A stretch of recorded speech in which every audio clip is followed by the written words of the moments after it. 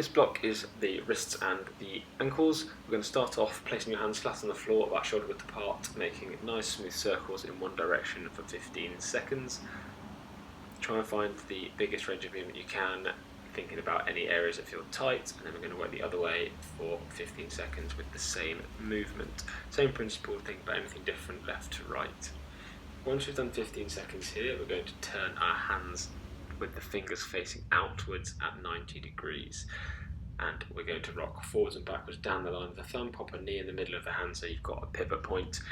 15 seconds here, again thinking about how tight it feels, if there's any pain at all in this movement. Once you've done our 15 seconds in this spot, we're then going to rotate our fingers so that they are facing us. If you have poor shoulder mobility, this might be quite challenging for you, so go easy on it. Again, manage it, don't put too much weight through, and just rock backwards and forwards gently. If your hands come off like mine do, that's absolutely fine. Just work to a level at which you get a decent stretch down the front of the hands.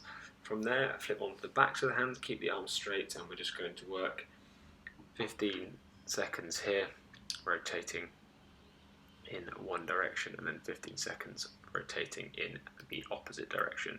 Again, be quite light on the backs of the hands. It's quite a weak position for the wrist, but it is an important one to develop some strength and have mobility in, so that we have full joint function here, especially if we're working a keyboard all day. Really important. Then just clasp the hands together, rotating 15 seconds one way and 15 seconds the other way, just to loosen off the wrists after those stretches.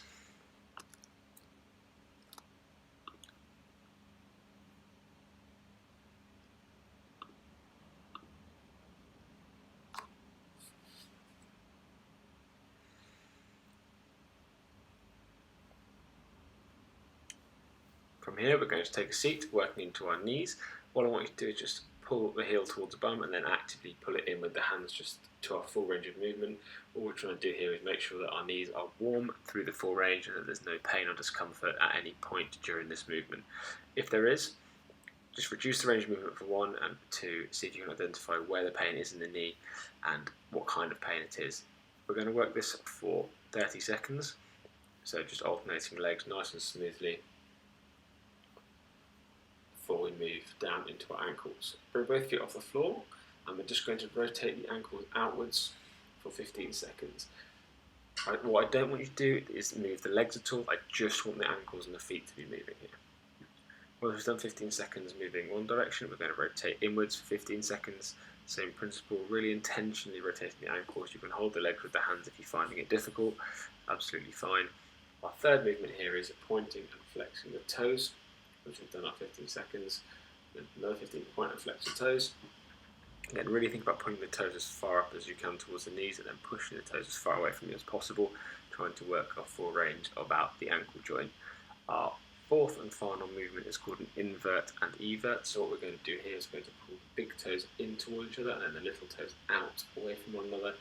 Again, important here that we're just working the ankles and we're not actually rotating the legs instead, which is quite a common thing. Just 15 seconds in this one as well.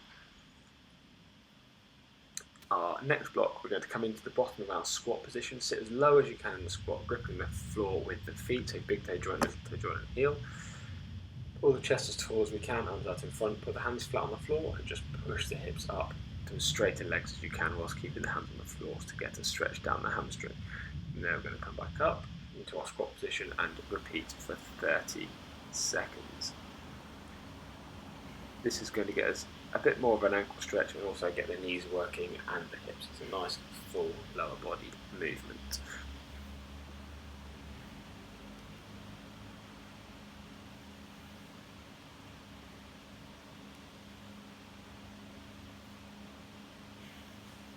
Our final drill through here is just get a bit of load through the big toes and the hands, called a catch crawl. We're going to come into our 4-point position, try and keep the hips and shoulders level, and we're just going to crawl forwards and backwards, just down the length of your yoga mat or what space you have available, for 30 to 60 seconds here. Nice small steps, smooth movements, and just work through at your own pace. Try and lift opposite arm and leg. Keep the knees as close to the floor as you can throughout.